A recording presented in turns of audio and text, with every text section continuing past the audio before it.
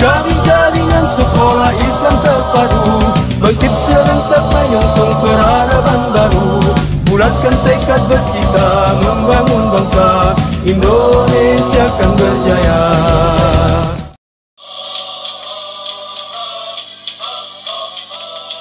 Dengan berbekal semangat kami melangkah, menjalin ukhuwah dengan tekad membaca, menuju mutu pendidikan Indonesia, melahirkan generasi cerdas mulia.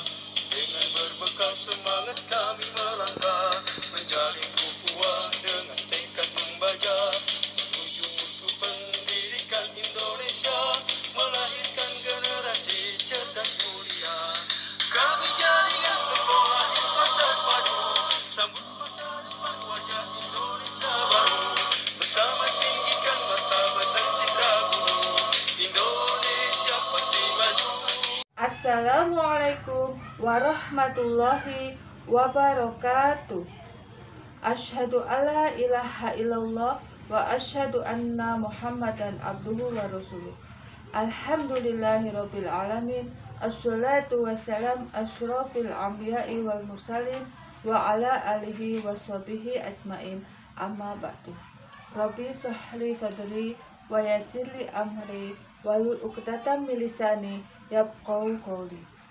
Perkenalkan, nama saya Dwi Purwaningsih, Kepala Sekolah TK Al-Kahfi Muara 2 Oku Selatan. Saya perwakilan dari Sumatera Selatan. Saya akan memaparkan mimpi besar saya di tahun 2045. Saya akan memberi judul Menuju Generasi Emas, Membangun Pendidikan Berkarakter pada Anak Usia Dini di Daerah Perbatasan Oku Selatan, Muara 2. Genap berusia 100 tahun kemerdekaan Republik Indonesia pada tahun 2045.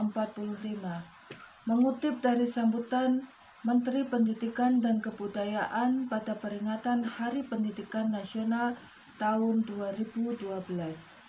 Diperkirakan pada saat itu bangsa Indonesia diisi oleh generasi emas, yaitu generasi yang mayoritas berusia produktif. Anak-anak berusia 4 hingga 6 tahun dan menjadi peserta didik di taman kanak-kanak. Karena proses dan hasil pendidikan, mereka memiliki karakter yang baik dan kuat.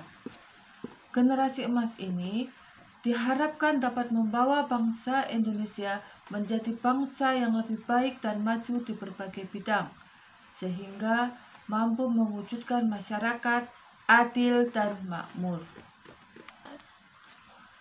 Harapan tersebut tidak akan terwujud tanpa upaya yang sungguh-sungguh dalam membangun dan mengembangkan sumber daya manusia yang berkualitas. Sumber daya manusia yang berkualitas adalah sumber daya manusia yang memiliki karakter berlandaskan kecerdasan spiritual, emosional, intelektual, dan sosial. Indonesia adalah negara berkembang yang terus mengembangkan berbagai kegiatan atau program untuk mensejahterakan bangsanya, salah satunya di sektor pendidikan. Pendidikan mempunyai peran penting dalam meningkatkan kualitas manusia, menyongsong kehidupan masa depan, dalam mengembangkan potensi yang dimilikinya. Pendidikan akan menjadi sebuah kunci di mana negara tersebut bisa dikatakan maju, sebagai pertimbangan bahwa negara Indonesia yang sangat luas dan banyak menyebarkan pendidikan belum merata, khususnya di daerah perbatasan antara kabupaten dan provinsi yang memiliki karakteristik khusus dan berbeda. Peningkatan kualitas pendidikan di daerah perbatasan sangatlah penting karena sebagai ujung tombak pelaksanaan meningkatkan kualitas pendidikan di Indonesia, termasuk pendidikan di taman kanak-kanak. Pendidikan yang berkualitas berpengaruh besar terhadap lingkungan, baik masyarakat maupun keluarga. Lingkungan pun menjadi peran utama yang sangat berpengaruh akan meningkatkan kualitas pendidikan di Indonesia, khususnya di daerah perbatasan dengan masyarakat yang kurang menyentuh tentang nilai-nilai agama. Selain meningkatkan kualitas pendidikan dan adanya nilai-nilai agama yang mumpuni, terbentuklah sebuah lembaga pendidikan Islam terpadu dengan tujuan membentuk akhlakul karimah sesuai dengan ajaran yang dilakukan oleh baginda Rasul. Ajaran-ajaran Islam dan pendidikan anak-anak akan lebih baik dari tahun ke tahun, yang mana tentunya menyesuaikan akan kebutuhan zaman. Lembaga pendidikan saat ini memang memiliki strategi maupun cara dalam mengembangkan desain sekolah yang unggul. Untuk mencapai tujuan dari adanya generasi emas 2045, segala aspek perkembangan dan pada anak usia dini perlu pengembangan akidah dan akhlak yang mulia. Tanpa mudah dan ternyata itu cukup sulit, menjadi hambatan secara umum pada negeri tercinta kita, yaitu negeri Indonesia. Kita ini yang mana tidak semua sekolah dapat mengembang desain sekolah yang unggul seperti yang diharapkan. TKIT Al-Kahfi Muara II memiliki langkah-langkah dalam meningkatkan mutu pendidikan pada anak usia dini di lingkungan masyarakat Muara II, daerah perbatasan antara provinsi dan kabupaten, atau yang bisa disebut dengan rencana pengembangan sekolah. Adapun bila rencana pengembangan sekolah itu berhasil berjalan dengan mana mestinya, tentu pelaksanaan proses belajar mengajar, pembinaan dan bimbingan akan terlaksana secara efektif dan efisien. Terwujudnya visi dan misi yang sekolah inginkan, pendidikan yang pemerintah harapkan, tentu menjadikan impian orang tua dan masyarakat yang ingin melihat peserta didik dapat memiliki kualitas pendidikan yang bukan hanya pada segi akademik, melainkan pada segi akhlak. Sudah menjadi hal umum untuk diketahui di era milenium yang serba canggih ini, pendidikan yang hanya mementingkan akademik tentu kurang diharapkan oleh masyarakat. Pendidikan dalam meningkatkan moral tentu akan menjadikan karakter seorang menjadi lebih baik. Karakter merupakan pendukung utama dalam membangun. Daerah perbatasan di Indonesia merupakan kawasan tertinggal dan dengan kurangnya agama dan moral bagi penduduk sekitar dan pendidikan yang sangat terbatas. Daerah perbatasan merupakan daerah tertinggal yang harus mendapatkan prioritas pendidikan. Melalui Kementerian Pendidikan Nasional sudah mencanangkan penerapan pendidikan karakter untuk semua tingkat pendidikan baik PAUD sampai ke perguruan tinggi. Munculnya gagasan program pendidikan karakter dalam dunia pendidikan di Indonesia dapat dimaklumi, sebab selama ini dirasakan proses pendidikan ternyata belum berhasil membangun manusia Indonesia yang berkarakter.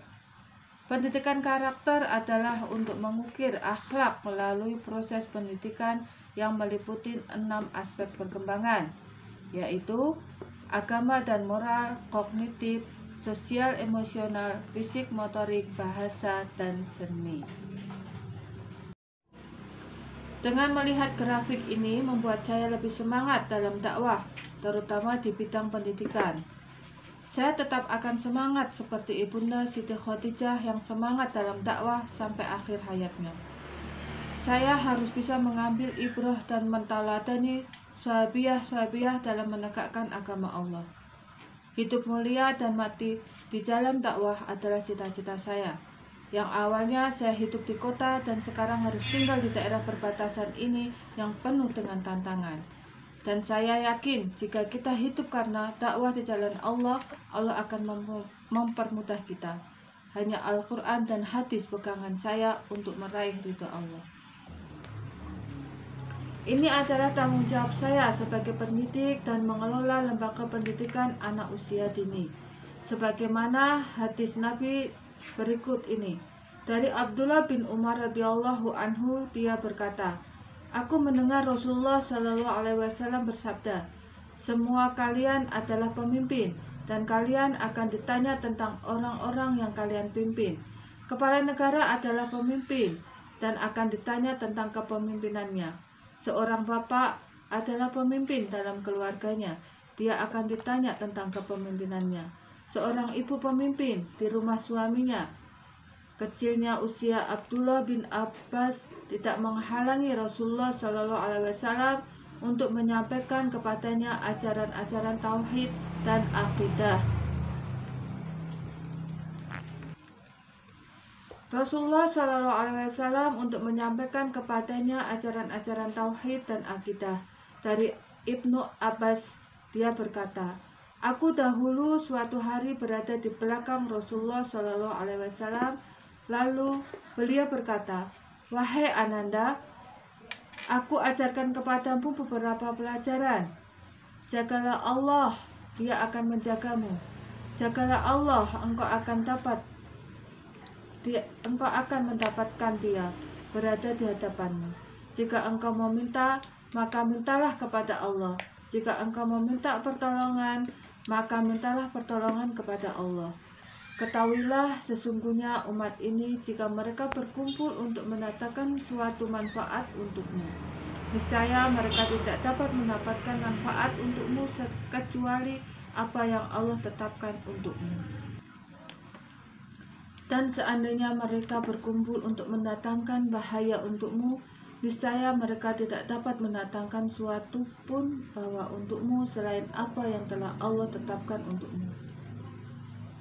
Adapun solusi yang dapat diberikan dari permasalahan di atas antara lain komitmen bersama antara pemerintah dengan seluruh lapisan masyarakat untuk bersama-sama meningkatkan mutu pendidikan di daerah perbatasan yang sangat-sangat kurang tentang ilmu agama. Perubahan paradigma dan pola pikir masyarakat untuk meningkatkan moral dan agama.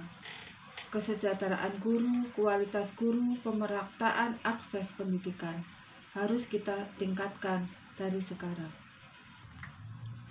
Dengan melihat kondisi tempat yang anak-anak yang sangat kurang tersentuh dengan nilai-nilai karakter keislaman, maka tugas saya sebagai kepala sekolah dalam mendidik anak usia dini harus bersungguh-sungguh dalam mengamalkan ilmu demi tercapainya anak-anak yang berakhlakul karimah. Di daerah perbatasan ini yang sangat kurang jangkauan dalam segala hal. Contohnya, dalam mencari jaringan sangat susah dikarenakan masih banyak hutan. Fasilitas sangat susah didapat dan semua kita dapat dengan memesan atau membeli di daerah atau di kota. Untuk itu perlu dipikirkan sistem pembelajaran yang menyenangkan sesuai untuk siswa. Inilah makalah yang saya buat agar saya bisa menjadi lebih kuat dalam dakwah pendidikan di daerah perbatasan tempat tinggal saya yang sangat kurang dalam ilmu-ilmu agama. Terima kasih untuk semua yang telah mendukung saya dalam pembuatan makalah ini. Saya akhiri, wal taufiq wal hidayah. Wassalamualaikum warahmatullahi wabarakatuh.